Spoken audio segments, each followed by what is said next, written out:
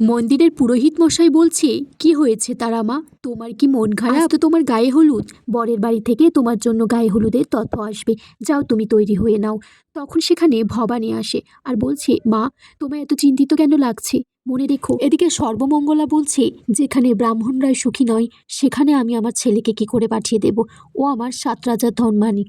নারায়ণ তখন বলছে, তুমি দেখলে না, তোমার আমার সবার সামনেই মন্দিরের মূর্তি কেমন পাল্টে পাল্টে যাচ্ছিল বারবার।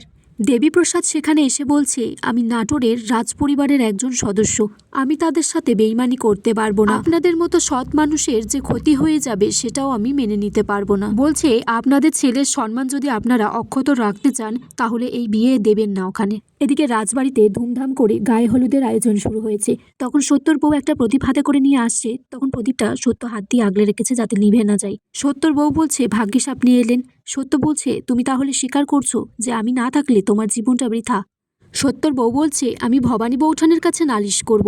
সত্য বলছে, বৌঠান কি বলবে আমার জানা আছে, কারণ আমি আজ থেকে তেনার সাথে নেই। উনি বলবেন এই রকম কাণ্ড যেন আমি বারবার ঘটাই, যাতে একটা কোল জোরে খুকি বা খোকা আসে।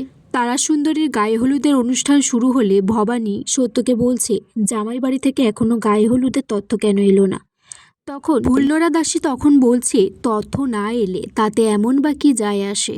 ভবানী তখন ফুলনরা দাসীকে বলছে, আমি কিন্তু আগেও তোমাকে হুঁশিয়ারি করে দিয়েছি, এই রাজমহল থেকে ছেলের বাড়িতে যেন কোনো রকম খারাপ কথা না যায় খবর। ভবানী তখন দয়ারামকে বলে, দয়ারাম বলছে, আমি বুঝেছি, আমি পাইক পাঠাচ্ছি, কারণ শত্রুত্ব কোনো অভাব নেই। এদিকে কুন্দু তারাকে বলছে, বিয়ের দিন বিয়ে না হয়ে সে মেয়েকে কি বলে জানিস তো? বলে লগ্নভ্রষ্টা। সর্বমঙ্গলা বলছে, ফুলনরা দাসী বলেছে যে মেয়েকে বাগে রাখতে। নারায়ণ বলছে, ঠিক আছে, তুমি আগে তথ্যখানা পাঠাও, তারপর আমি দেখছি। দয়ারাম, সত্য আর মাতু সবাই মিলে গায়ে হলুদের জন্য অপেক্ষা করছে। তখন তো তারা দূর থেকে দেখছে যে গায়ে হলুদের তথ্য আসছে। মাতু তখন মহলের ভিতরে গিয়ে খবরখানা দেয় যে জামাই বাড়ি থেকে তথ্য এসেছে। তখন ধুমধাম করে তারা সুন্দরীর গায়ে হলুদের অনুষ্ঠান শুরু হয়। এদিকে নবাব সিরাজউদ্দৌলার সাথে দেবীপ্রসাদ দেখা করতে এসেছে আর বলছে, বলো আমার জন্য কি খবর নিয়ে এসেছো? দেবীপ্রসাদ তখন জানায় যে তারার বিয়ে ঠিক হয়ে গেছে, তার বিয়ে হচ্ছে।